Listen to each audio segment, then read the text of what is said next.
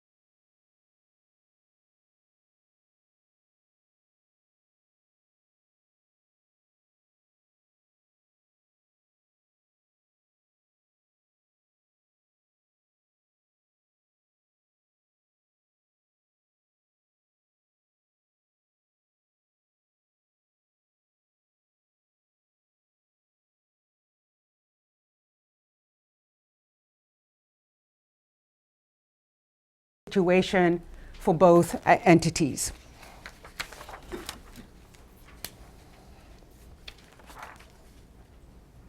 So our objective here today is not to reopen the discussion about whether the SDGs are necessary or not, because it's clear that they are. Millions of people in Africa are still living on less than $1.25 a day. Unemployment rates in many African countries are still very high, in many cases in the double digits. There's concern about environmental damage and climate change and its impact on Africans and other parts of the world. And we all know, as Andrew mentioned, that while the MDGs achieved some progress, a whole lot more needs to be done, and there were a lot of critical lessons learned, both positive and negative, about what could and should have been done differently. And so we're hoping through this discussion today to talk about some of those lessons learned from the MDGs, to talk about the financing of the MDGs, which was a major challenge in terms of total monies available, including the mismatch between the commitments and actual funds provided, to talk about how those funds were either efficiently and effectively applied or not. And some countries did a better job of applying those monies while others did not. And to talk about the partnerships that were developed in support of the MDGs and what lessons we can carry forward into the SDGs.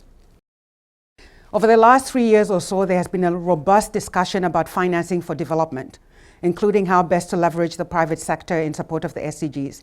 It is a contentious subject, but an important one that we must tackle so that we can really talk about how we leverage the private sector and what they could bring to this process.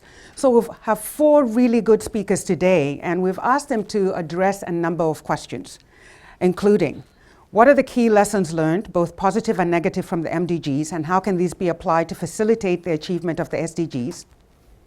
How can we best structure local, national, and international partnerships to achieve the SDGs? What can and should African governments do differently to achieve the SDGs? And how can the US and other international partners support them most effectively? And then, why should the private sector care about the SDGs? And what role should they play in realizing the SDGs? And more importantly, what practical recommendations can our panelists offer us in terms of private sector engagement with the SDGs?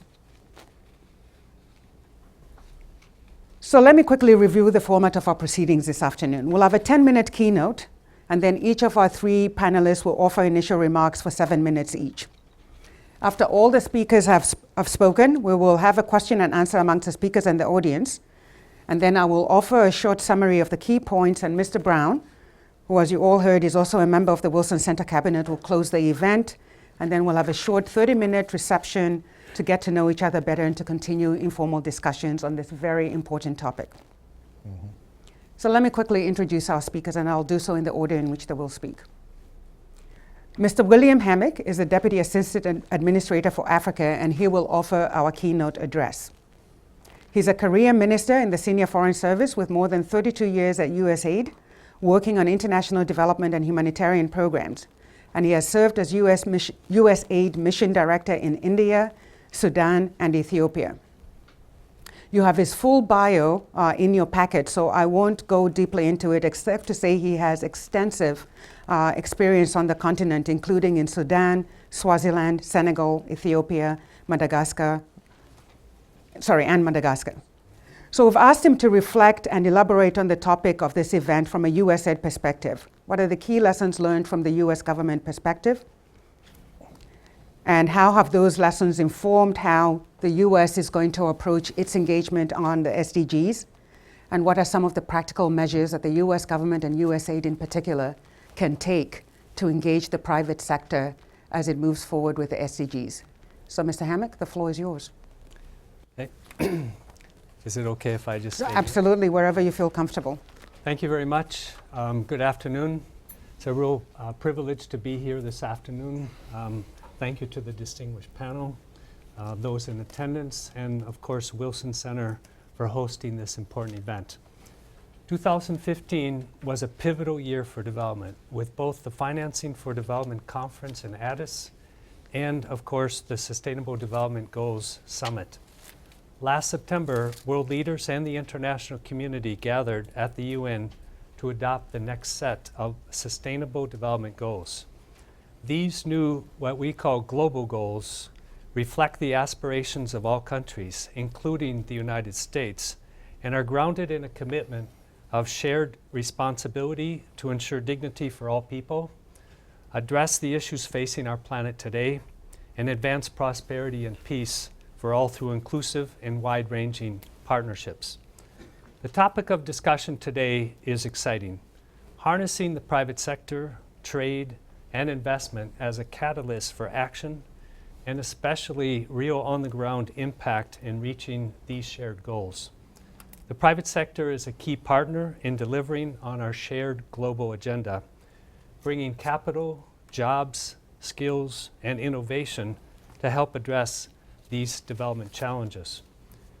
We now have the tools, technologies, and approaches to end extreme poverty within a generation and ensure that every one of us will be able to share in this progress. To see our children grow up healthy, to contribute to their families and communities, to have a voice in their own future, and to have the opportunity to better their lives while sustainably using the Earth's resources. This ambitious agenda requires that we use and tap into multiple sources to make transformative progress across the African continent as every country carves its path to sustainable development. Clearly, it's no longer just about aid. The frameworks established at the Financing for Development Conference and the Sustainable Development Goals Summit demonstrate the critical imperative in leveraging all resources: domestic resources, the private sector, investment, both foreign direct investment, local investment, as well as aid. Since 2000, the world has seen extreme poverty more than halved. Business, which provides 60% of GDP and 90% of jobs in developing countries, has been central to this success story, but can and must play a greater and more constructive role in realizing growth and development opportunities. At the World Economic Forum in Davos, a new initiative to put business at the center of sustainable development was launched. The Global Commission on Business and Sustainable Development includes leaders from business, civil society, labor, and financial institutions who will work to articulate and quantify the compelling economic case for businesses to engage in achieving the SDGs. Safaricom CEO Bob Collymore, a member of this new Global Commission, recently talked about innovation and how his company will tackle the SDGs. He talked about how sometimes tackling social challenges and problems related to inequality can actually result in collateral benefits. Collymore gave the example of a project in the Dadaab refugee camp in Kenya, where Safaricom set up cell sites in part to serve an education program that was using tablets. And they really didn't expect to make a profit. But it turns out those cell sites are now among the company's top 10 revenue earners. Another example of this approach in Africa is the New Alliance for Food Security and Nutrition. The New Alliance, supported through Feed the Future of the US, in combination with investments facilitated through the African Union and many other partners, has catalyzed over 10 billion in commitments from more than 200 international and African companies, of which 1.8 billion has already been invested. In addition, the 3 USAID regional trade and investment hubs, which have been working in Africa for over a decade now, I believe, also play a key role in bringing the right people to the table to create and actually come to agreement on concrete partnerships and to move trade and investment forward on the continent. We recently heard a great anecdote from the West Africa Trade Hub about an entrepreneur named Minata Kone, She's a small cashew producer in Burkina Faso. She used the strategic technical advice and connections from the Trade Hub to help initiate linkages with Costco and with commercial lending institutions. As a result, she has doubled her workforce and plans to triple production in order to meet newly accessed export demand. At the sectoral level, for example, the East Africa Trade Hub has helped the Ethiopian footwear industry to expand exports to the United States from $630,000 in 2011 to nearly $7 million the following year. Tiker Abe is one such firm that, with Hub assistance, has been able to achieve a steady, high-volume business export to the United States. Our multifaceted private partnerships are leading to results. Through a new initiative of this administration, the Power Africa, the U.S. government's commitment of $7 billion has mobilized more than $20 billion in private capital from more than 100 private sector partners to finance access to energy across Africa in less than 2 years. Power Africa is supporting transaction advisors in many countries across the continent at the request of African governments, who then work on supporting these governments to create the right policy environment for this kind of energy investment, for the private sector to invest, as well as actually helping to finalize the deals. These are just a few examples of how new partnerships are being forged across the continent by donors, domestic and foreign investors, and local small and medium enterprises to spark the development of non-traditional export industries in sub-Saharan Africa. Working together, we hope that the next decade will see a continued robust expansion in non-traditional exports from the continent to the United States under AGOA and to other major export destinations worldwide.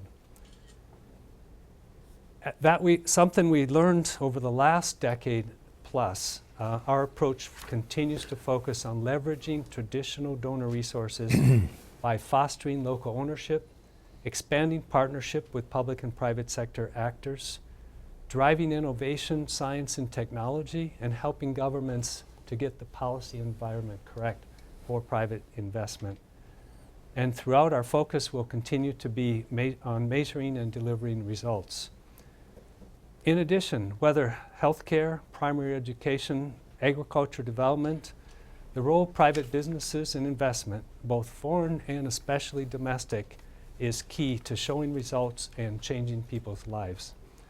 We're really excited that with the advent of the SDGs, in addition, issues of access to justice, peace and stability, effective and accountable institutions are now part of the global development framework. Looking ahead to the next 15 years, the global goals are far-reaching and ambitious. In partnership, we can end the most extreme forms of poverty, drive widespread and shared prosperity, and ensure the health of our planet for generations to come without leaving anyone behind. That's going to be the tough part. Thank you very much. Good. Thank you so much.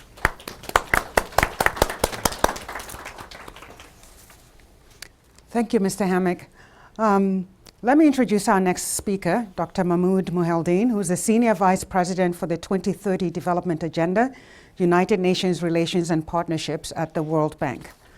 Before joining the bank, he held numerous senior positions in the government of Egypt, including Minister of Investment from 2004 to 2010.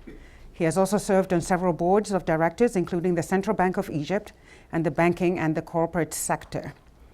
I'm excited to have him here because from my vantage point, African perspectives are really key to this debate. And so to have somebody who is African but has also worked on these issues at the highest levels as a minister in Egypt and has also led the debate on this issue within the World Bank, I think brings a key perspective to the discussion that we are having here today. And I know, the World Bank's relationship with Africa has evolved over the years, and so that's also some backdrop to the discussion that we are going to have here today. We've asked him to speak to a number of questions, including why the MDGs and their successes are important to Africa, what the key challenges were for the MDGs in Africa, especially as they relate to financing, and also to talk a little bit about how well Agenda 2030 articulates with Agenda 2063, which is the African Union's platform for action on many of these issues. And then to talk to us a little bit about the role that he sees the World Bank, the African Union, and the African Development Bank playing in connecting with the business sectors to make the SDGs a reality for many African countries. Dr. Mahmoud, the floor is yours. Well, thank you so much for this introduction, and I'm very pleased and honored to be with you all here today with the kind invitation from the Wilson Center and to be amongst this very distinguished panel of speakers. You asked Dr. Mondi raised some interesting issues and questions that I have to answer within 7 minutes. That would require more than that, but Sure. I'll try. And if I fail, I can always blame it on the shortage of time. Sure. But because some of the questions are really hard to answer because they involve some sort of projecting the future and how the institutions and policy dynamics and the leadership in the African continent and at the country level are going to be working together to achieve the goals. Now we have, as mentioned by Mr. Hammink, we have very ambitious agenda, succeeding a modest agenda for development, which are the MDGs. But even with the modesty of the MDGs agenda, as you rightly put in the background notes, we have a very much a mixed outcome after 15 years of trying to achieve the MDGs. One of the good things, without dwelling too much on history and the past, that the SDGs promised to finish the unfinished business of the MDGs. And there is a great deal of unfinished business when it comes to Africa. And even when we are celebrating many aspects of progress in the MDGs, we see that the African continent didn't achieve really as well as the rest of the world. And we could be really saying comfortably that some of the high achievers, the China, the India, the Indonesia of the world, and many of the middle-income countries saved the day or saved the MDGs for everyone. But we shouldn't really be misguiding ourselves if we really mean to achieve the SDGs, if leaving no one behind, zero poverty in 2030, zero malnutrition, having high quality of education, not just the enrollment and all of that. So what we are left with is the following, that in the positives, we have seen some improvement in the poverty profile in Africa, a drop from 56% of the extremely poor to 43%. Primary schooling has improved from 54% to 70%. These are comparing the start of the period to the end of the period of the MDGs. And there have been as well some improvements as far as the performance in the enrollment of girls, and the percentage of girls attending schools rose from 82% to 90% in the year 2012. We don't have an update for 2015, and this is one of the major issues of concern when you come and discuss issues of seriousness about policy formulation, evidence-based kind of solutions, trying to attract the private sector.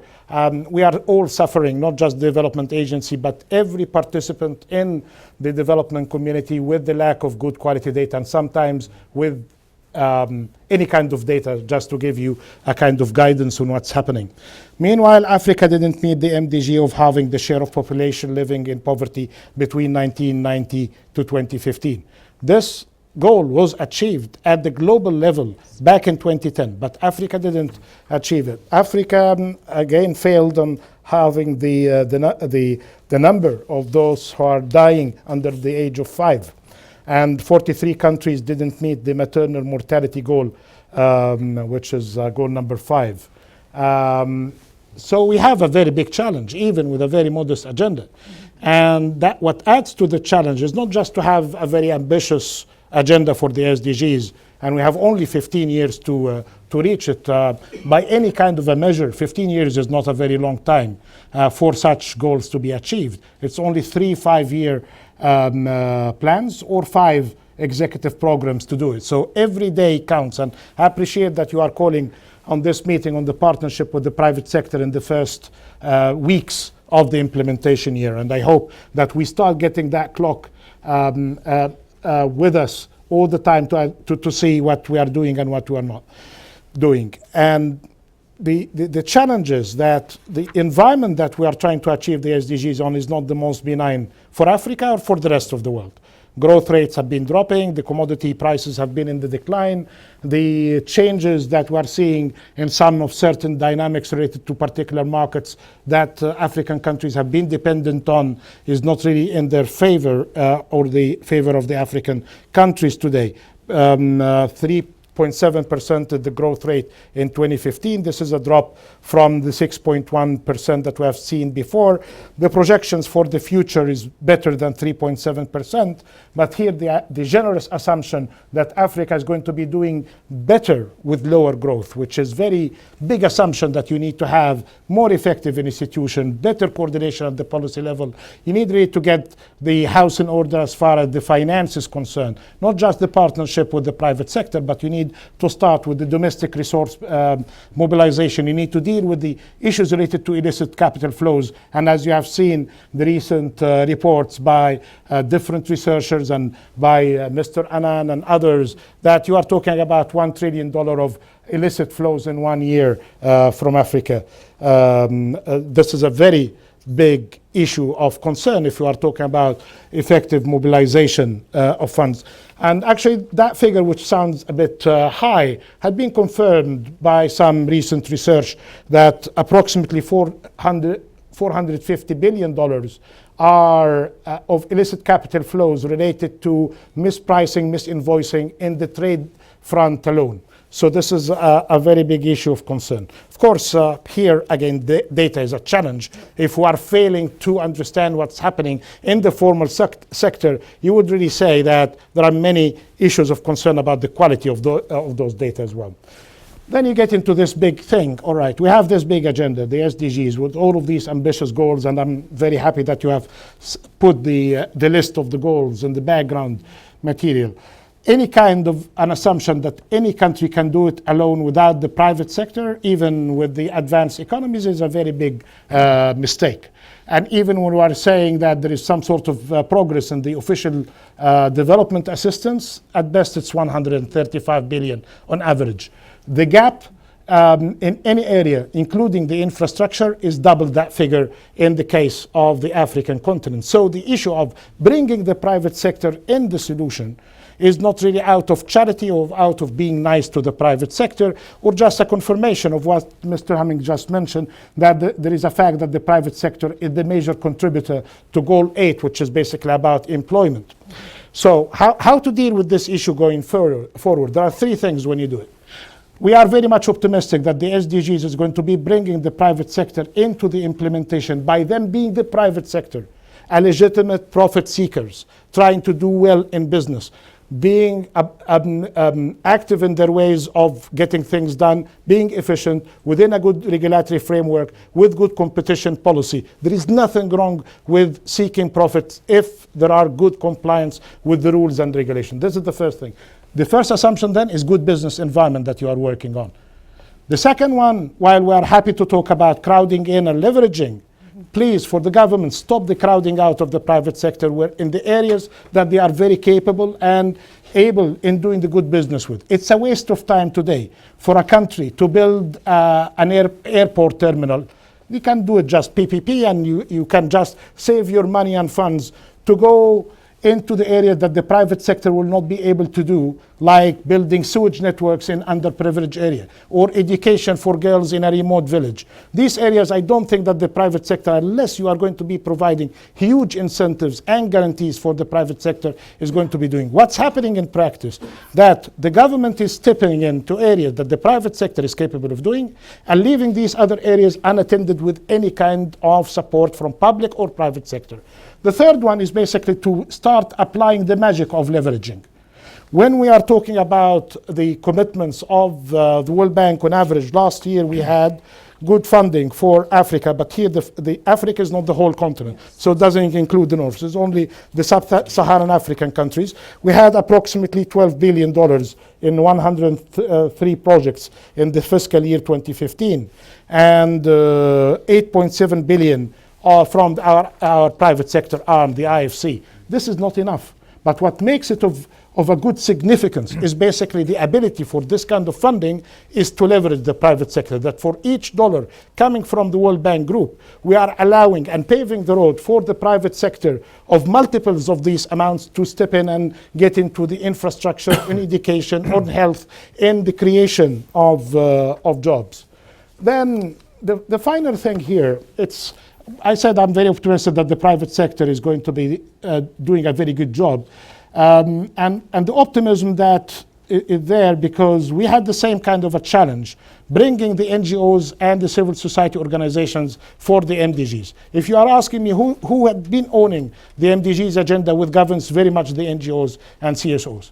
While they are going to be continuing doing that job for the SDGs, now the private sector having very good reasons to step in, not just out of the social responsibility mandate, which is great, but again, because there are genuine and good risk and return mixes for the private sector and the financiers to get into the areas of business. When you talk about energy, for instance, in the renewables, all of that, very decent business opportunities, and we are seeing good opportunities like the good initiatives on energy for Africa and all. We see that kind of work in partnerships, and sometimes the private sector getting on itself without even the support from government. But the challenge is huge there because, well, you have the governments, you have the private sector, you have the civil society. So here you have a major coordination issue and a major incentive structure, because what motivates the governments to work is different from what they motivate the NGOs to work and what motivates the private sector to work. The goals could be the same, but we need really to realize that they have completely different functions to maximize. And here, the masters of coordination here are basically the leadership of the country. My bank that I'm happy to work for had been very successful in some countries in Africa, but it didn't really enjoy the same kind of success in some other African countries. At the same bank, same team, same money, same kind of doctrine and same kind of methodology. So the responsibility for success and failure is very much about the coordination with the host country for our projects and activities. Okay. And finally, really, we have four levels of coordination. Normally we talk country means government. Mm-hmm. But now there is a great deal of work at the subnational level, at the villages, at the district. There are some villages and districts in Africa of a size of a small country today. But what kind of resources they have? What kind of flexibility the municipality has? What kind of access to the resources they have is very much limited. And then the other thing, so the subnational, then they have the national, and then you go on that level that you are emphasizing today, the regional perspective. Mm-hmm. To what extent we have the deals and instruments to get these kind of regional approaches to work. And then we have the great deal of the global framework, because some of the problems, Ebola is not just a problem of 3 Western African countries. If we left without any kind of global support and the good partnership that we had, the bank, the UN system, the WHO, and the countries in West Africa, it was going to be a major global issue of concern.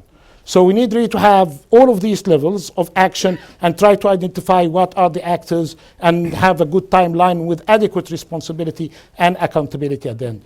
Without that, there are going to be some issues of concern, but I'm relying on one thing, that we should be very much transparent and updating everybody, because this is not a UN agenda, this is not a World Bank agenda, this is a global agenda that had been owned by the people. So I think with this and with the good leadership, we could be achieving better results in the SDGs compared to the MDGs, which were not very bad anyway. Thank you.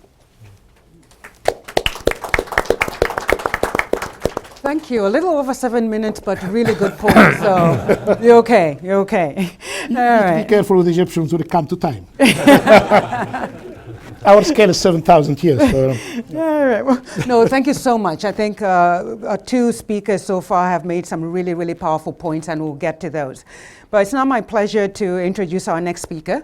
Dr. Mima Nedelcovych, who is President and CEO of the Initiative for Global Development, a nonprofit organization that engages in a network of African and global corporate leaders in advancing growth and poverty alleviation through business investment in Africa. Dr. Mima has a long, long history in Africa. He doesn't know this, but the first time I heard of him, I was stuck in an African country somewhere and watching TV. And your project on Mali came up, and I thought really interesting take on how you're trying to empower local African communities to be part and parcel of the development agenda. And so it's good to reconnect back here in Washington. But you bring a number of very practical and relevant perspectives because of your background and on this poverty alleviation and economic empowerment in Africa, as well as working for the African Development Bank and your current role today. So I really wanted to touch on the questions that you and I discussed, which include why the SDGs are important to Africa, are they realistic, and how can the US private sector participate? First of all, why should they care? Why should the private sector care about the SDGs, and how do they engage in a way that's a win-win situation for them as well? And do you see a role for the African private sector vice the international private sector, and what does that look like? And then what would be your practical recommendations for moving the issue forward? So Dr. Mima, you have the mic. Thank you, Dr. Mundy, and thank you, Wilson Center, for this, I think, very timely and interesting discussion. I can assure you, I think Dr. Mahmoud maybe was reading my talking points, so I can yield 2 of my 7 minutes to Okay. All right, that's good. as they say up on the hill, right? But, and I'll fill in, I think, along some of the questions. Maybe I have more direct involvement experience in the past to add to this discussion. I like to boil things down to simple things, and really, for me, in the end, this is all about aligning interests. We go back and say, what's SDGs all about? It's all about reducing poverty and uplifting people, right? It was the MDG goals. We got partially there. We got another 15 years now to really complete the job. Now, to do so, what do you need? To cut poverty, you have to have growth. To have growth, you have to have investments. To have investments, and this is the key, this is where we have to really align our interests, is where we get to this issue that I constantly keep beating on, and that's just win-win public-private partnerships. We have to get out of, I think, the negative, where the MDGs, and you're absolutely right, it was captive to some extent to NGOs and CSOs, and the private sector was really basically left out. The SDGs, if nothing else, and very early in their various numbers, I forget which number is where, brought in the private sector as a key player. Why? And this is, I think, where it's very important that we come back and align interests, because if you're going to have that growth, you're going to have to really leverage the private sector come in. That is the key. And it's not just the private sector coming in with money, it's the private sector coming in with all of the added value that comes in with those investments. And for those to happen is where we have to absolutely align those interests between governments and the private sector. Mahmoud made a very interesting point. Same World Bank team, same resources, same philosophy. One country works, another doesn't. Why? It's really, in the end, the SDGs have to be owned by the countries also. It's not just something you parachute in. Those country leaders have got to be able to mold in also their own private sector interests, the foreign investors, the various other multinational actors that come in. But in the end, who's responsible? The authorities in the countries themselves. That's very, very key, and it's often forgotten. I think another point that was very, really important in, again, distinguishing as we've gone from MDGs to SDGs. You could say that MDGs, you didn't have so much private sector involved, some of the multinationals. The African private sector also wasn't yet mature to the point to be involved. Today, at the SDGs level, if you look on the continent in Africa, go 2000 forward, you have seen a maturity and a growth of what we call the African born and bred businesses all over the continent. And those are the entities that I didn't and I don't see well enough yet brought into the discussions, including, at the launch of all of this in New York last September, or even before that, not just a discussion of how to finance. Because when we speak of financing the SDGs, it's not just, let's get the panier, how do you say, the basket out and go out to the private company and see who's going to fill it in. No. It's what is the win-win? What do I get out of it as business? We need to also be getting something from this. And I speak as, I spent most of my life, as Mandi mentioned, in agri-industry, with major development projects in sugar, rice, and all over the continent. You often hear people say, well, if government just got out of the way, the private sector will take care of it. Wrong. I speak as private sector. There are certain things, and it was also said earlier, the government does better, and there's certain things the private sector does better. And how do you make 2 + 2 = 5 is when we both sit in the tent and agree that actually we have aligned interests. And if that is combating poverty and uplifting people, then it's getting that growth.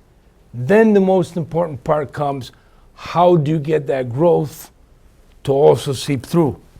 So it becomes inclusive. So it's really bringing everyone up. And it's in business interest too. It's in everyone's interest to do so. So I really would like, this first time in my life really, I'm leading a nonprofit, and I'm understanding better some of the values there. But I was quite surprised initially at the sort of combative role. Well, you're business and we're civil society. Well, what is business? Of course we're civil society. We're all living in the same society. So that's, I think, what is being understood by the SDGs, and what I really appeal to people as they go forward and say, okay, how do we align those interests? Because really, in the end, if we really sit down and have an intelligent discussion, we'll find out that, in fact, our goals, our end goals are very much aligned. In that mix, and I want to come back to the government leaderships, those governments that have understood that, you've been able to get then both the post-country private sector, the foreign investors coming in, to really be able to sing. It's an orchestra. And whether you like it or not, the chef d'orchestre happens to be whatever the political authorities are in the countries. And it's very important. I mean, I'm not seeing and haven't seen the maturity of African governments reach the level of maturity that African business has gone to. That's my personal opinion, not an IGD opinion. So within all of this, and I'm conscious of having yielded 2 minutes. Okay. The most important thing is to be able to find those creative solutions. I'll just give one example. I mean, and this is, I think, goal number 2, right? That we have SDG focus ending hunger and promoting sustainable agriculture. What is that all about? That's all about the kinds of issues we at IGD are heavily involved with Rockefeller Foundation, others on post-harvest losses, on really getting the small farmer into the value chains where farming becomes a business, if you will, and the good farmers become larger farmers. The displaced farmers, you have a whole value chain that then develops from the farm to the fork, right? So within those concepts, then we say, okay, how do we reach that smallest last village? And this is this concept in Tanzania, working with the Last Mile Alliance, where we said that the fulcrum of all that are the agro-dealers.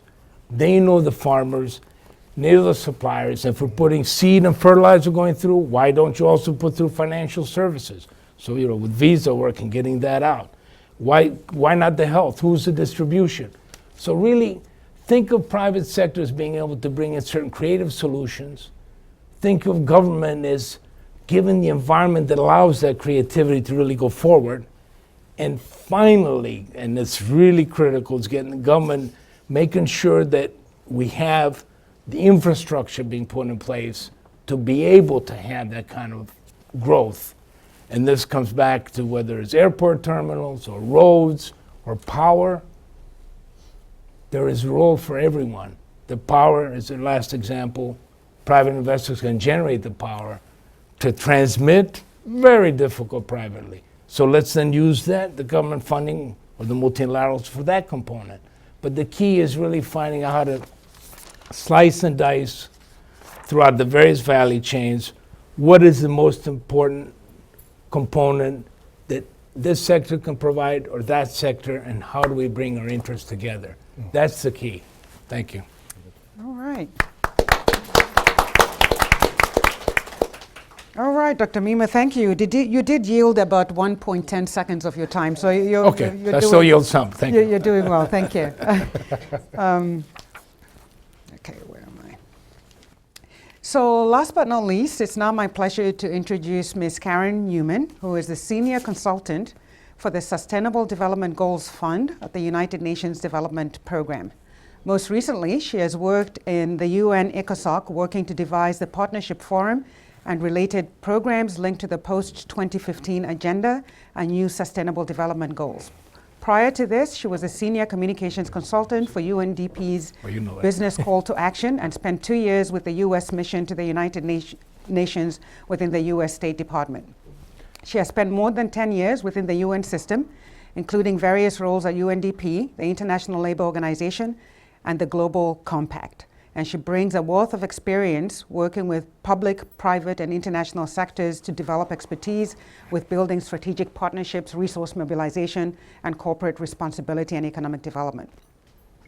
And so we've asked Ms. Karen to talk to us a little bit about how she sees these issues from the Sustainable Development Goals Fund out in New York. So the floor is yours. Thank you. First of all, I want to thank the Woodrow Wilson Center and the Brown Capital Management and family. Thank you for having me. It's great to be here today in DC. And I think that was a perfect segue because you guys spoke from such a broad perspective, and then you had asked for kind of creative solutions. So here we are kind of on the forefront of the SDGs are here. Now what? Let's go. I mean, the good news is that we actually have created a fund. So I work within UNDP as part of the SDG fund. So I thought today it would be interesting to tell you a little bit about the kind of creative solutions we've implemented within UNDP as well as with our multi-stakeholder partners. So the fund was established in 2014, a little bit of a post-cursor, as if you will, to the MDG fund, which some of my colleagues had worked on prior. We are already working with 14 agencies. We are what we called a multi-donor trust fund, the first collaborative agency and mechanism to work with other UN agencies implementing the SDGs. We work, I don't know if you guys can see this, so I apologize. We have already worked in 150 countries. We are now actively working in 21 pilot countries, and I'll get to a little bit of the work we're doing in Africa. So we are set up as part of UNDP. We're housed physically there. We were initiated by the government of Spain, but we are working with other agencies because part of the kind of creativity and novel approach about the work that we do is that we ensure that our programs are jointly funded and have other matching funds in country. So we're here to make new friends, make new partners, and work not only with the private sector, but with other donor agencies. We were, as I said, initiated in 2014. We weren't clear what the exact goals were going to be, but we had an idea. So now we are focusing on 3 priority areas, which is inclusive growth, food security and nutrition, water and sanitation. And we have cross-cutting themes of sustainability, gender equality, and public-private partnerships. So we think that is a pretty good way to touch upon many of the important themes of the SDGs. So in each of our policy areas, and this is where we work in country, and the 21 countries where we're developing our programs, we're focusing on inclusive growth, as I said, creating jobs and secure livelihoods, food security and nutrition, trying to develop real sustainable programs to create new ways of thinking about some of these areas.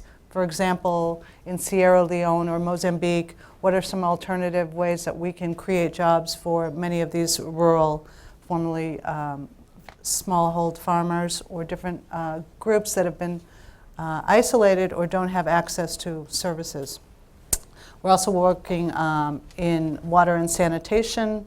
I'm not going to go through these much because I know these are also on our website. If you guys want to delve deep into the work we're doing, I'm happy to talk to you through it or be available to let you know more about what we're doing.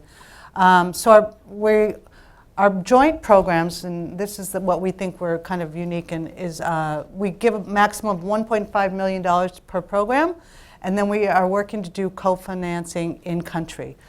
What's unique about what we're doing is we're really asking, and we've worked through the resident coordinators. As many of you know, that's how most of the implementation happens within the UN.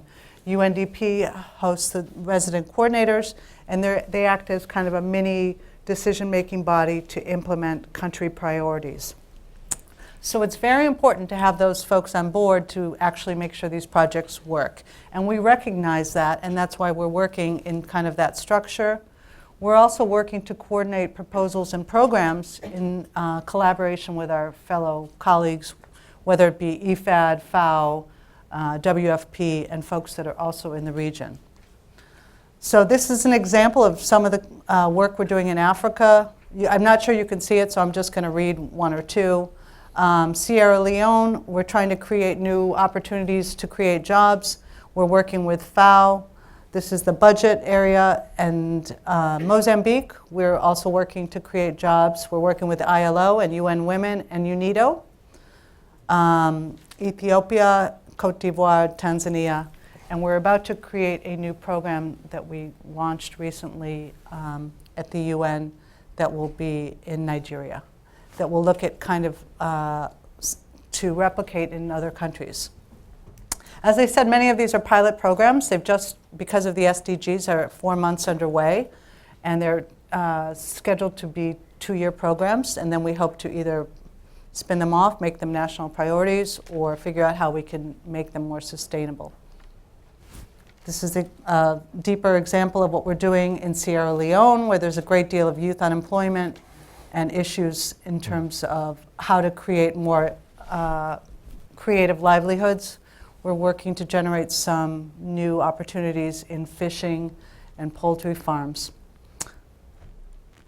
Our national partners, once again, UNDP, FAO, and then we work closely with the country to make sure these programs are sustainable because they must have country buy-in, as we said.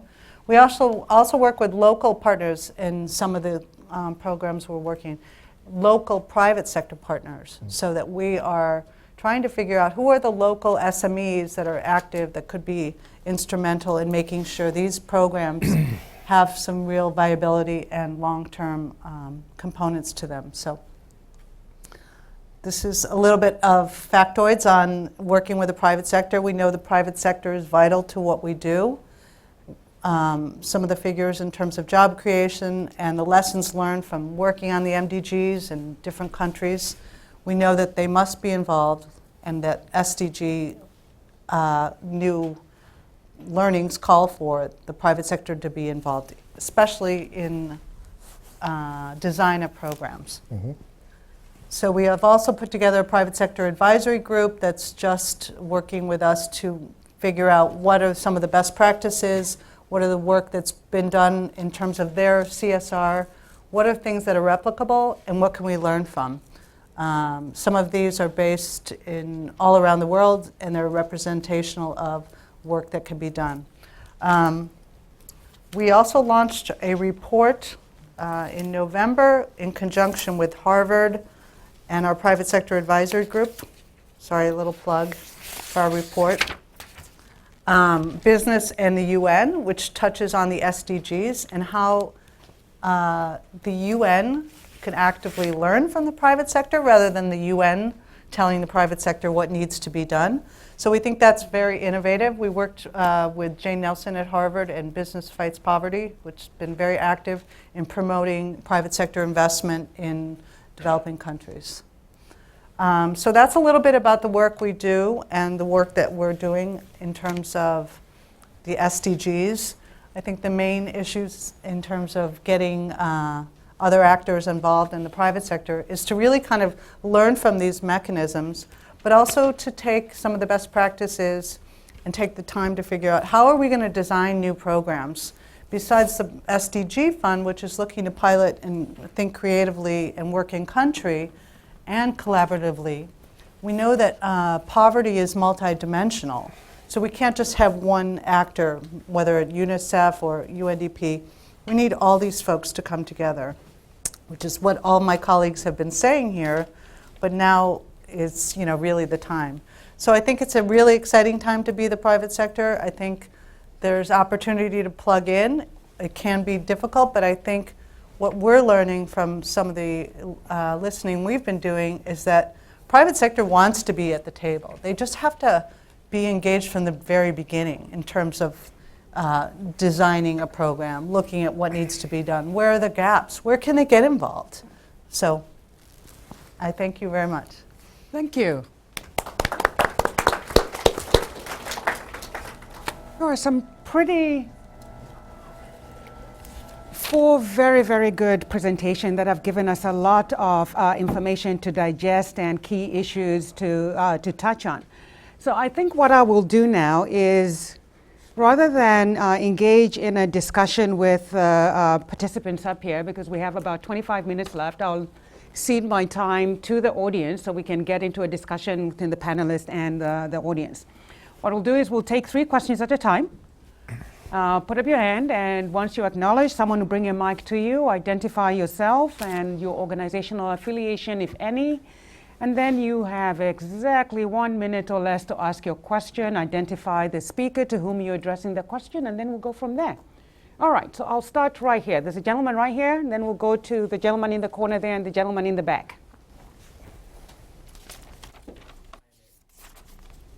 I think it's on. Should be on. Mm-hmm. Can I just speak loud?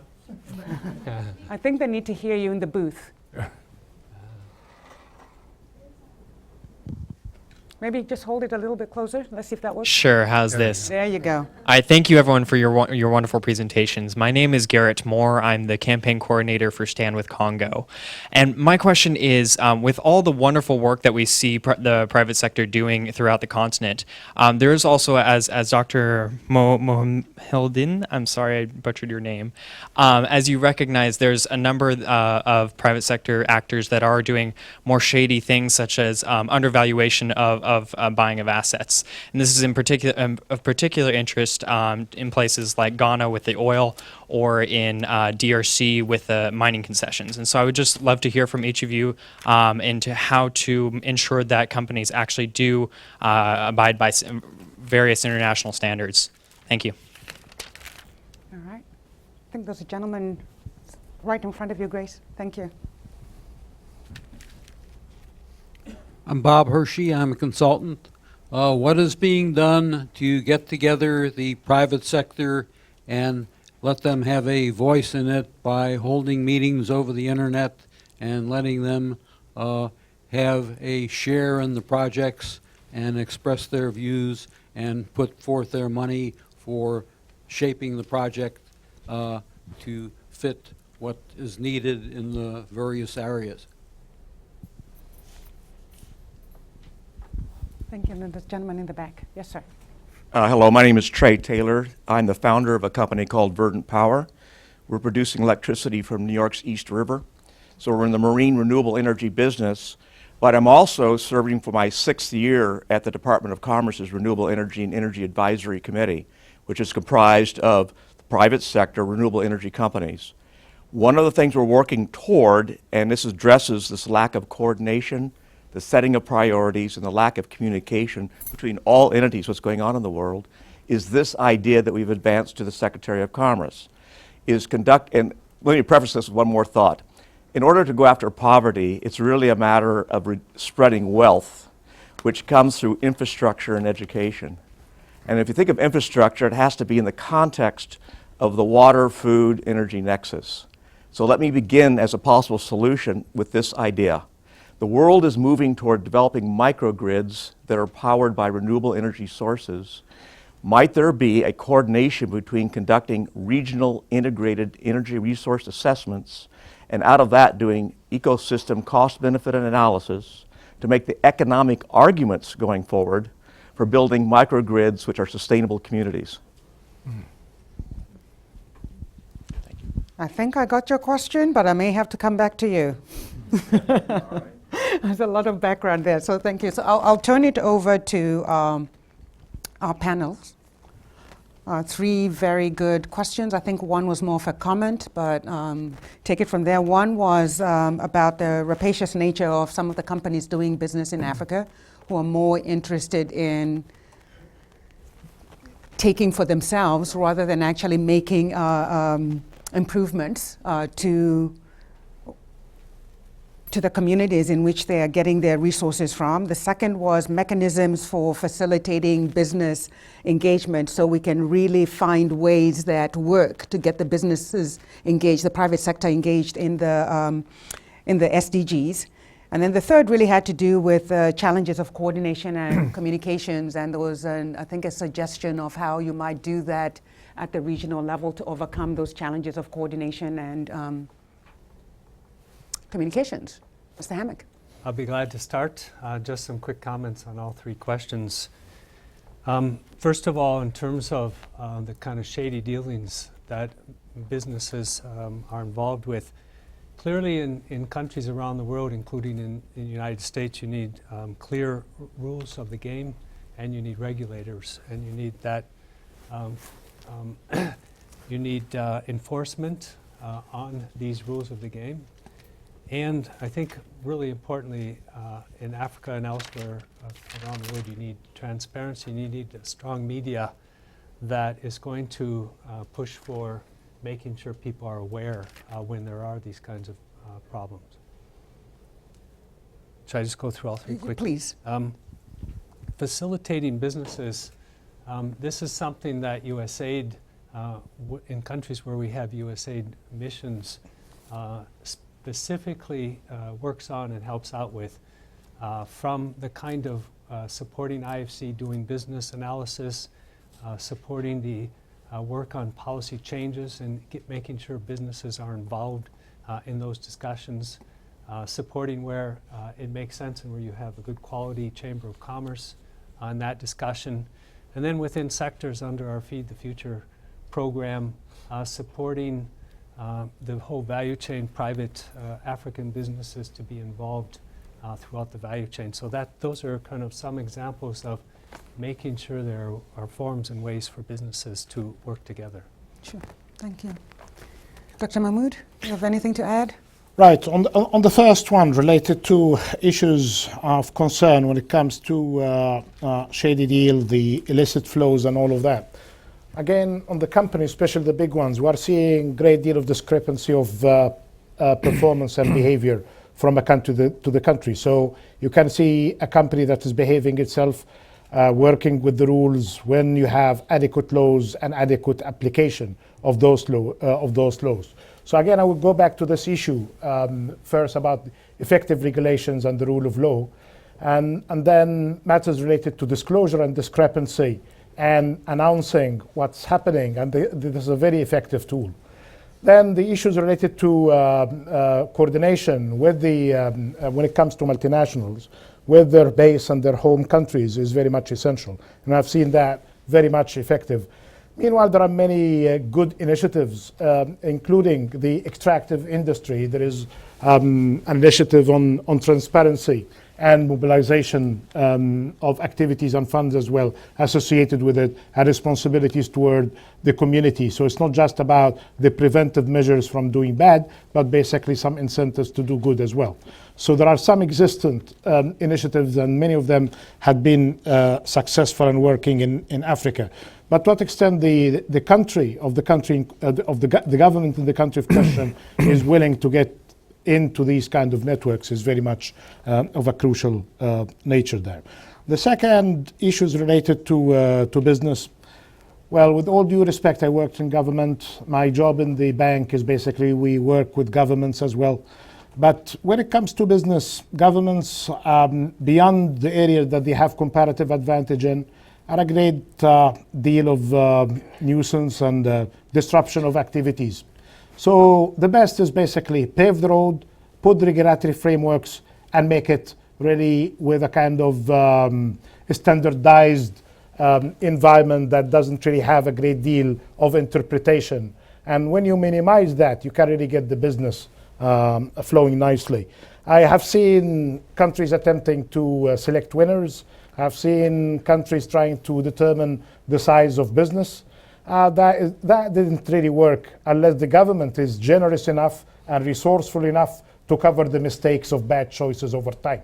So this is not a theory. This is basically based on the evidence of those who made it during the last 25 years, of especially in the East Asia countries and the likes.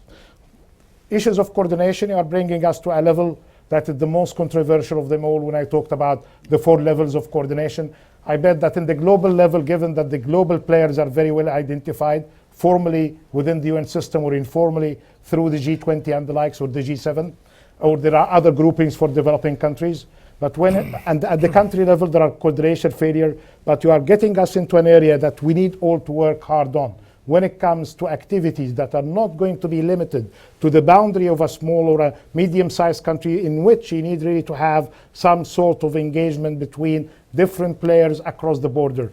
With very few examples and guidance, I can really share some good examples that we have seen in Africa and in other regions. But we don't really have the good tools and instruments. It's basically how we can really get all of those people realizing the benefits of and incentives of coordination to do it on energy or in other lines of business when it comes to mega projects in infrastructure. Thank you. I want to speak to the shady part and energy. You know, the shady part, first, it really for me comes down, and I'll speak particularly with the agro-industry because, you know, I've been involved with this whole land issue. Is it a land rush or land grab? And come back to Marcala's story. You know, you hear people coming in and saying, well, I've got 100,000 hectares, 150,000 hectares. The first person that tells you that doesn't know what the hell a hectare is. Try to move 100,000 hectares worth of dirt and what it takes. So that part, you know, people come in with that. That's usually a foreign investor coming in, going to get that, and I'll go to London markets and flip it. So I come back and say, that's, you know, it's not good business. And what you really need to be sure, and I come back again to the government leaders and the people making the concessions. And this is sometimes where you have that capacity lack, but you need to get out of these kind of ridiculous discussions from the government side, say, hey, I'm giving you the concession, whether it be the road, the power, I'll come back to the power issue, or the land. And this is the kinds of things we need coming forward. We got the trigger points. I mean, mining got to figure it out with the junior developers going forward. But farming hasn't figured out. Let's figure out in the other industries how you have this step-by-step approach. Regulator comes in. That's the business of government. It's okay. Let me shift to the power. The regulator says this is the offtake, you know, cost we're going to give to power. What is the point at which it's interesting to invest? The answer is very simple. If the investor doesn't come in, you haven't given enough there. If it is, they come in, then you're at that point. The market will speak. But this is what I keep saying. Let's have the intelligent discussions that align those interests. And I want to come back to the power because that's very, very critical. I mean, at IGD, we're one of the partners of the Power Africa and that. And I say, while we need gigawatts for industrialization, the actual job creations, and you've got to get power outside of just the urban centers. And it's going to be power, use of production, distributed energy, call it what you will. I won't get into technical discussions. But I think you bring up a very, very critical point because in the end, if we look at job creation and youth bulge in Africa, that is not going to be resolved without having value addition to whatever products our countries are making, to creating the jobs that create, and without power, you're not going to get to that. So really, when we look at and say SMEs creating 80% of the jobs on the continent, well, they can't create them if they don't have power. And many of those are in rural areas. It's a value addition to food products. Yes. So I'm very, very much in tune to really pushing that whole area. But this is where that coordination with governments need to come in. the last part, the coordinating and the countries in that, I think that's also very critical, because for investors, if you go outside of Nigeria, Kenya, South Africa, with big markets, the rest of them, if you don't come and have proper regional markets, I mean, what are you going to do? Go into Togo for 8 million people to do what? You know, Benin always says, hey, we in Nigeria, we're 200 million. Yeah, of course. But, you know, all kidding aside, business has to scale to be competitive. And the key really on the aligning interest is how do that, as you're scaling, also bringing in the small, but they can be sub-suppliers, they can be the smaller farmers. It doesn't matter whatever industry. You always have that engine of value addition that's growing, that's creating the jobs moving forward. And it's the subcontractors and smaller groups coming in behind the SMEs that are creating most of the jobs. It's no different in Africa than it is here. So the very same discussion can be applied. So I think that's a very important part, I think, as we go forward with these discussions. Sure. Thank you. Karen, would you like to add anything? I'll just address the, I will not address the power. But in terms of working with shady companies, I know the UN is very involved in due diligence, and the process is quite complex. Some agencies have some variables because of working with extractive industries, but the due diligence process can be quite onerous. So we do take it very serious. We have, you know, long forms and a lot of processes that have to be met before you can actually work with the UN. So, especially as a private sector, so that can be a barrier for us as we're trying to engage. But we do take it very serious. In terms of the online programs and working. We had a really nice chat before this panel about how difficult it is, if you are the private sector, to figure out how to engage and where to kind of get information.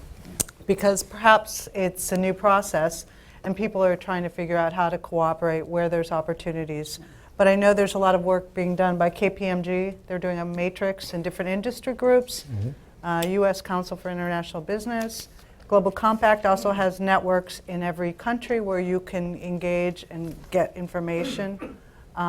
So I think there's opportunities. I think it's a little bit onerous for a business person, but if you are diligent and you are, you know, try to keep up with what's happening, I think a lot of things are changing quickly because the goals are now here. So companies and, like I said, industry groups are just coalescing around these issues, and the opportunities will grow and the engagement is there. Just today we did an online event with Business Fights Poverty and Harvard talking about this report where people could actually ask questions. So I think those engagement areas are there. It's just you have to kind of Google around and find out where things are happening online. And in cities, different cities too. Thank you, Karen. Just very quickly, and then I'll take sorry, I another. forgot to mention, actually, Power Africa is working with many partners across the country in launching, if you will, an off-grid clean energy initiative. There's huge amount of interest. As you said, there's a large percentage of the population in Africa that just won't be on the grid for many years to come. So if you haven't, please get in touch with Power Africa and see how you can partner with other partners. Thank you. Thank you. I'll take one more very quick round of questions, and I'm going to limit the next set round to like 30 seconds. All right, I'll swing this way. Gentleman right here, the gentleman behind him, and I have to take a woman. Let me take a woman back there first. My sister back there, third, and then I'll see if I can get another round very quickly. Please. Woman, okay. Good afternoon. My name's Antikesh Mbala, and I'm a recent college graduate. With a Bachelor of Art in Nutrition, but I keep up with the news. And I'm originally from the DRC.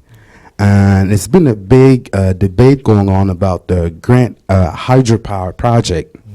The Grant Inga hydropower could provide 48,000 megawatts to the whole African continent and potentially power a lot of places in Africa.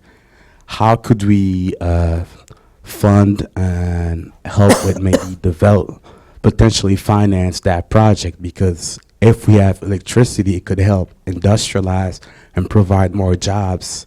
So it's a question that I wanted to know. Thank you very much. Thank you for the contribution today. My name is Alex Joroge from B360. We are a small farm here in DC, but we also operating in Africa. My question is about how do we get the government engage business in a way that the competition is limited to business, and by this I mean we are having projects in places like Botswana, at the CDC, PEPFAR. When I go to USAID list of projects, I see their contracts, cooperative agreements, which usually are meant for faith-based kind of organization. So when I go to work in places like Africa, every single village has somebody who is actually a business person, either has a dispensary, who actually, when we don't have this program, they're the people who are in charge of treating those people with the kind of medications or kind of practice they are doing over there. Number two is if we can enhance ourselves to be able to have the business community here cooperating with the business community back there and not competing with some faith-based kind of organization whereby anytime you have somebody operating at a CDC on a faith-based organization, the perception of the community is always about it's being aided. And these are the people who are supposed to be developing into a very serious business opportunities to solve the local problems in some of these developments. So to me, that's become more sustainable as opposed to having NGOs, faith-based kind of organization to solve the very single problem that have been solved by developed nations in terms of doing business. Thank you.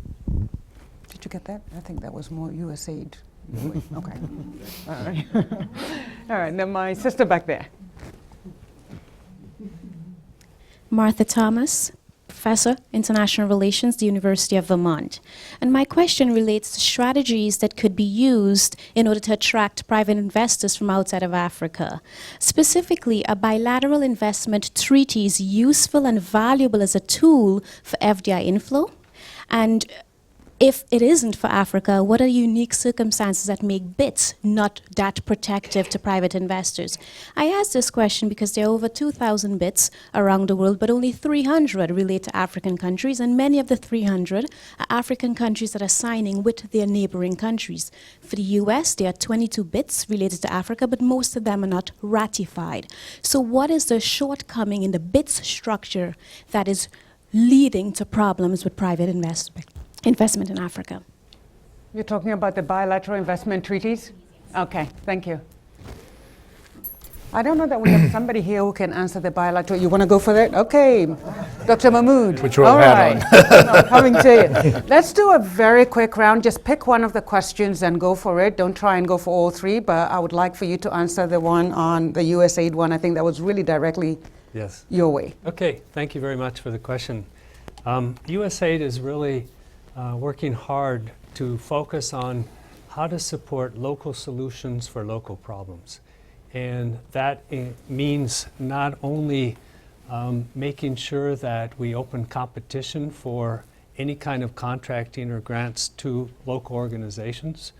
That's also making sure that when we use American companies to implement programs, such as the one you mentioned, that there be an explicit requirement to use local organizations.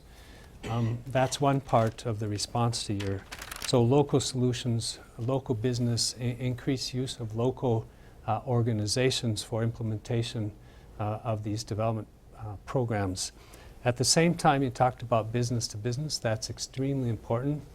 And in USAID, I mean, this is something that we're continued to learn as an organization and working with businesses in these countries and especially at community level, as you mentioned. And so there's a lot of ongoing private sector to private sector, business to business types of partnership that we're supporting, especially around innovation and using, like whether it's pharmacies and communities using innovative supply chain management approaches or other And so those are just some examples, but we are focusing increasingly, not only in Africa, but around the world, on local solutions for local problems. Thank you. Thank you. Dr. Mahmoud, Right. take on those bits. Well, for the reasons that you will understand in a second, whatever I'm going to say is basically strictly my personal view, not the World Bank Group. Well, I need to say, Yes. yeah. So just to be free in what I'm going to say. First, the bilateral investment treaties have been used in the past as a kind of a promotion tool.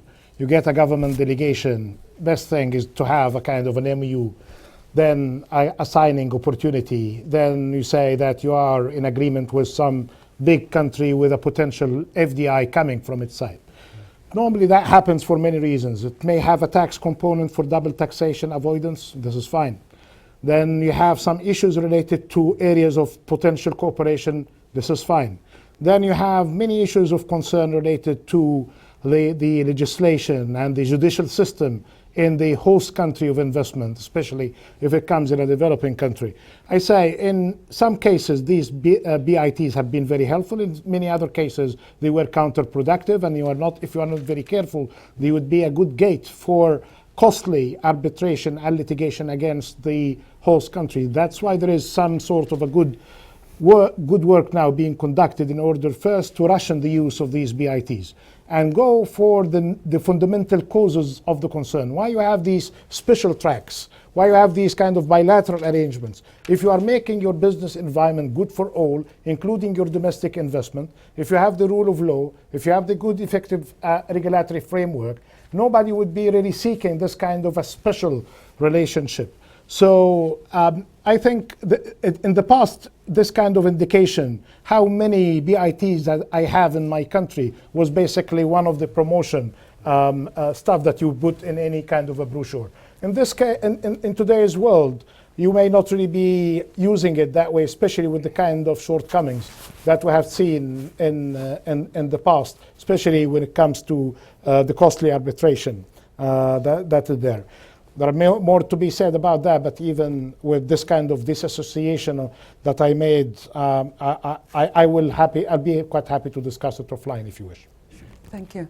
Dr. Mima, you have a comment, one comment on? Yeah, I'll take on Inga, but can I just a quick, both on USA and the BITs, because, coming with my old hat on, again, my personal experiences.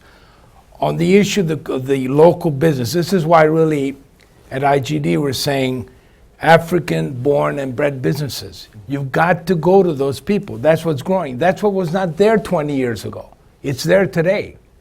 It has to be the core. I mean, it's very simple. It's not an aid issue. It's an issue even for the foreign investors coming in. You don't have a local partner, you're not going to be able to do business. It's very, very important. And I think sometimes even the governments themselves forget. Everybody, this comes to your BIT issue. Yeah. For FDI. Well, you know what? FDI can come, FDI can go. Local investors, where are they going to go? So when you have the downturn, watch what happens this particular year when the commodity prices go. Where's the growth going to come? The ones that are investing there locally, they got to go nowhere else. So the government's got to make sure, now that we have that growing African-born bred business sector, that we're supporting that. Whether that be through aid or international agencies or the local governments.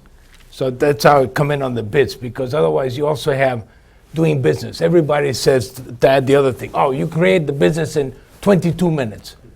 Big deal. What happens the next week and 2 weeks when I can't get power, when I can't get this, I get my stuff stuck at the border. The issue is not how quickly you create. It's the environment going forward as you work. Inga. Yeah, I was U.S. Executive Director in I'm mixing up decades, 88, 89, and in the 90s. We had, at that time, the second, it wasn't even the first feasibility studies we approved for Inga going out all over. The issue is not technical, obviously. The issue is the plus is 48,000 megawatts, and the minus is 48,000 megawatts. How do you move it? It's the issue of the offtake and getting that power out. And the discussion now with ESCOM, now that South Africa doesn't have power, it's a political stability issue, and it goes smack back to my infamous political government leaders in these countries.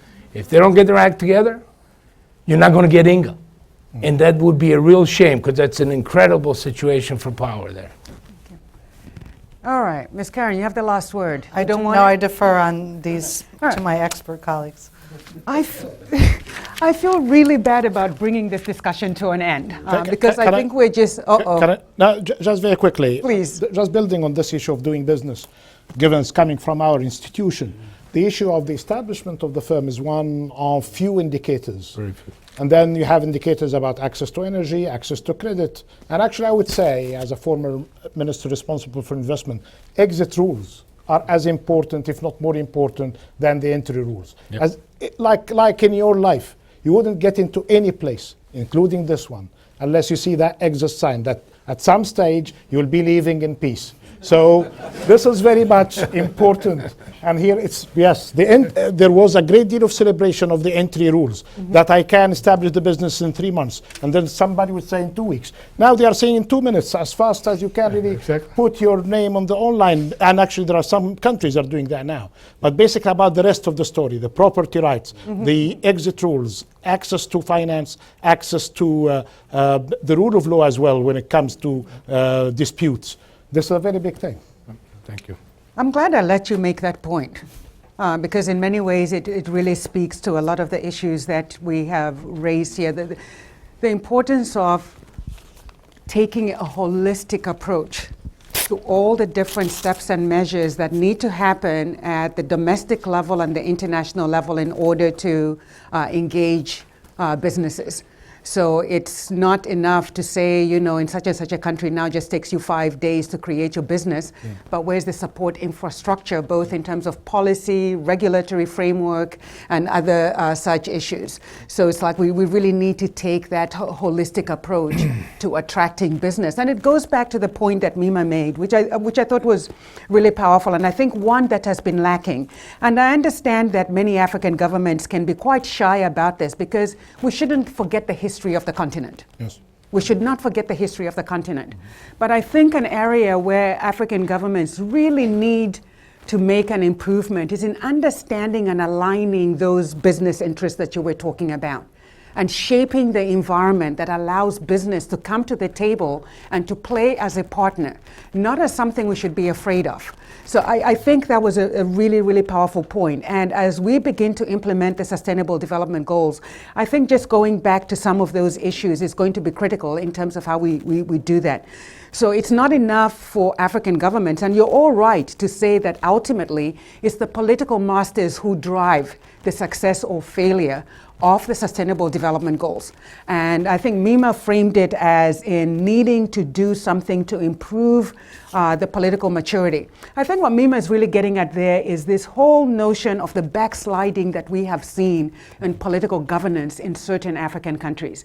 That until you begin to fix that in a real deep and meaningful way, not just that this country held elections, but really beyond that in terms of the good governance, the inclusive governance, which is also the space in which this attraction of business is going to occur. Unless you fix that, it's going to be really, really difficult to get businesses to participate in this. And so those are some of the powerful messages that I am getting from this. And I'm glad that the issue of the illicit flows were actually raised by the African. Because this is something that African countries need to grapple with.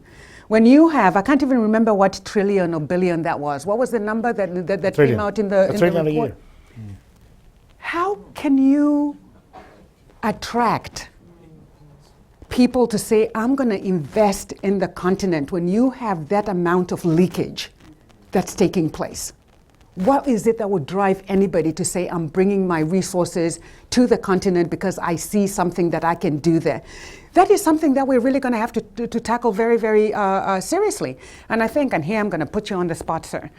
This is one of the areas where I think actually the US government could do more in terms of really engaging on the governance side of things. And I know we've had issues where budgets for governance have been going down, and I'm not putting this at your door, but I think the point that I heard here today is that you can talk about, you know, creating that environment for business to participate. But if the political space is not right. It's not going to happen. So those two things have to go hand in hand. I think that's one of the more powerful messages I have heard here. We've talked about enhancing, improving domestic resource mobilization. I think that's another way of saying Africans have to own it. To some extent.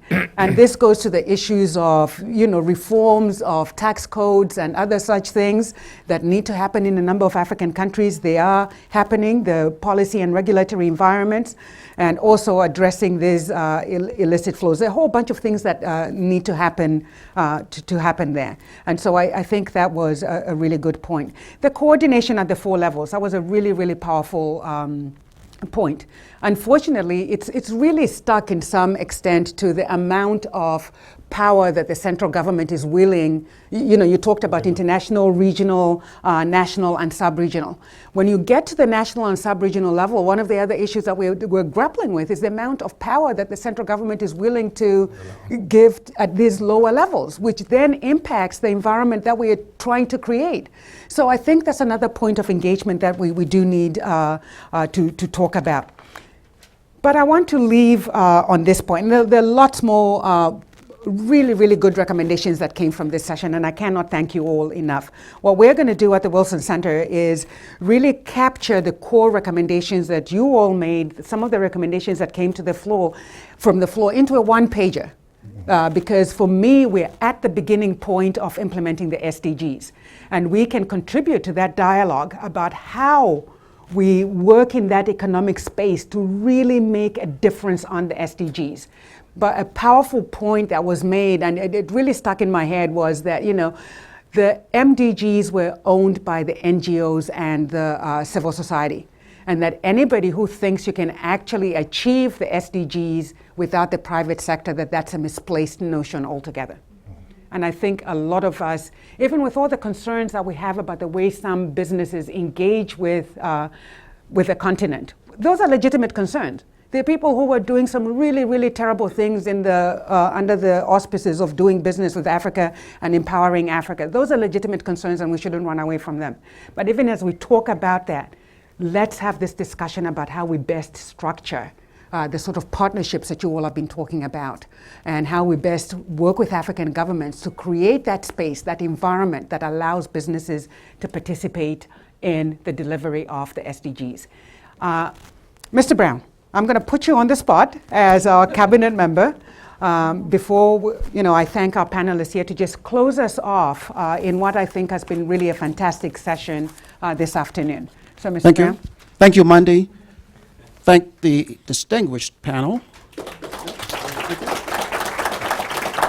And thank all of you for coming and being interested. Now, I'm a little superstitious. Last September, we kicked off the Brown Capital Management Africa Forum. I said, let's kick off the new year with the first of the new year, with me wearing the same suit, the same tie, as in the inaugural session. In addition, I had my wife check her wardrobe to see if she could find a suit closely matching my suit. So you may notice that. That's good. But thank you very much for coming. Brown Capital decided to do this for several reasons. One is we just don't feel that the continent is getting its due, even between the United States and Africa. So when President Obama held that summit, I guess August a year ago, we said, 25 African leaders coming to the United States, invited by the President of the United States, that's kind of kicking off something. Then the center hired one of the most dynamic, knowledgeable, personable people on the planet to be director of the Africa program.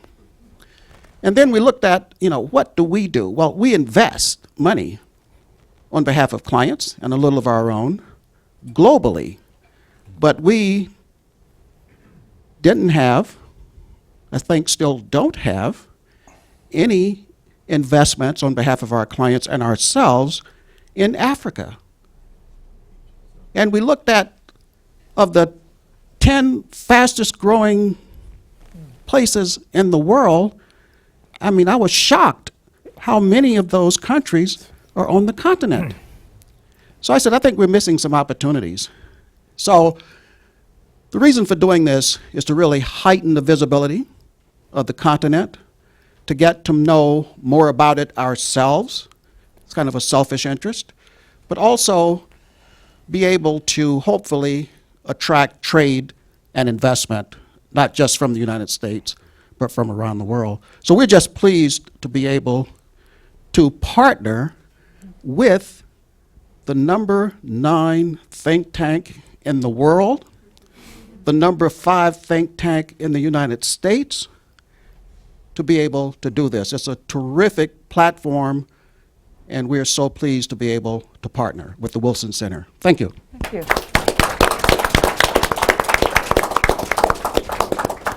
Thank you so much, Mr. Brown. And please join me in giving our speakers another round of applause. And I do want to thank all of you as well for coming. This is a place for dialogue. We invite you to come back. The forum will continue until 2019. We have a bunch of really wonderful programming, all at the cutting edge of trade and investment issues and development issues in Africa, what the US-Africa relationship in this space should look like. So I hope you'll stay engaged with us. In the meantime, we can continue the dialogue informally outside. We have a short reception, mix and mingle, and some refreshments for you to enjoy. So thank you so much. But for now, I'd like to invite members of the Brown Capital team to just come up here for a second and join us with speakers for a photo to commemorate the event, and then we'll join everybody in the reception area. Thank you. Sorry. No, thank you. Thank you so much. Yes, thank you. Thank Thank you very much. Thank you.